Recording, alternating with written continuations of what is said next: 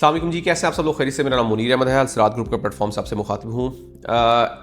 एक बहुत अहम चीज़ जो मैं आपसे आज शेयर करने जा रहा हूँ कि लोग कहते हैं कि यहाँ पे आके हम सर्विस स्टेशन का बिज़नेस करना चाह रहे हैं, तो कार सर्विस स्टेशन का बिज़नेस यहाँ पे कैसा है? यहाँ पे दो तरीके से कार सर्विस स्टेशन का जो है वो बिज़नेस किया जा रहा है। बेसिकली एक तो है सेल्फ सर्विस और दूसरा आपका जो है, जैसे कि पाकिस्तान में, इंडिया में या किसी भी दूसरे मुल्क में जो है वो लोगों ने रखे होते हैं और वो गाड़ी को साफ़ करके उसको प्रॉपर तरीके से वॉश करके देते हैं। अब इसके अलावा एक और एडवांस तरीका वो ये है कि ऑटोमेटिक कार सर्विस का। उसमें ये होता है कि गाड़ी एक तरफ से जाती है और उसको प्रॉपर तरीके से वॉश करके मशीनें लगी होती हैं और को निकाल के छोड़ दिया जाता है, जिसकी वजह से आपको बिल्कुल हैज़ल फ्री होकर आपका विद इन टाइम जो है वो चीज़ें हो जाती है। अब ये तीनों चीज़ें आपके बजट के ऊपर डिपेंड करती है कि आपका बजट कितना है और आप कितने बजट में रहते हुए काम करना चाह रहे हैं। हमने कुछ दोस्तों को यहाँ पे कार वॉश का मशवरा दिया, तो उन्होंने अपने कार वॉशेस बनाए डिफरेंट लोकेशंस के ऊपर और अल्हम्दुलिल्लाह आज वो बहुत अच्छा बिजनेस यहाँ पे कर रहे हैं।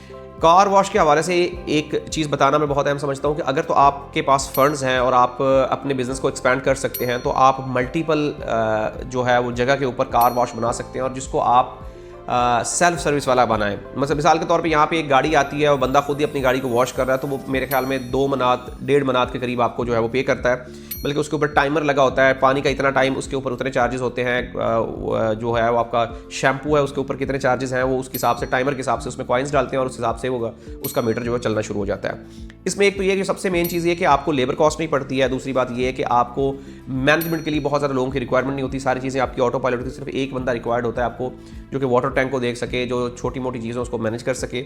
और आप ईजीली, अगर आपका छोटा बिजनेस है, 4 से 5 गाड़ियों का वॉश का आप सिस्टम कर रहे हैं, तो आप महीने का आसानी से 1500 से 2000 मनात कमा सकते हैं और अपने खर्चे निकालने के बाद आप तकरीबन 1200-1500 मनात आपके ईजीली आपको जो है वो इन पॉकेट आएंगे।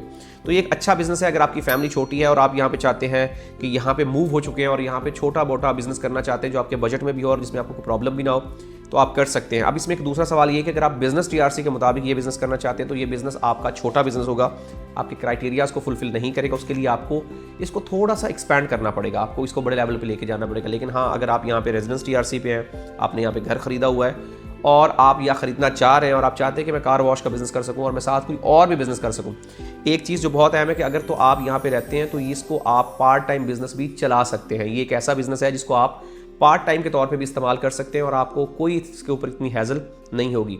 अगर आप इसके हवाले से कोई भी इन्फॉर्मेशन चाहते हैं या कोई भी आपको रिक्वायर्ड चीज़ें हैं, तो आप हमारे दिए गए नंबर्स पर रब्ता करें। हम इंशाल्लाह आपको बेहतर से बेहतरीन तरीके से गाइड करने की पूरी कोशिश करेंगे। शुक्रिया।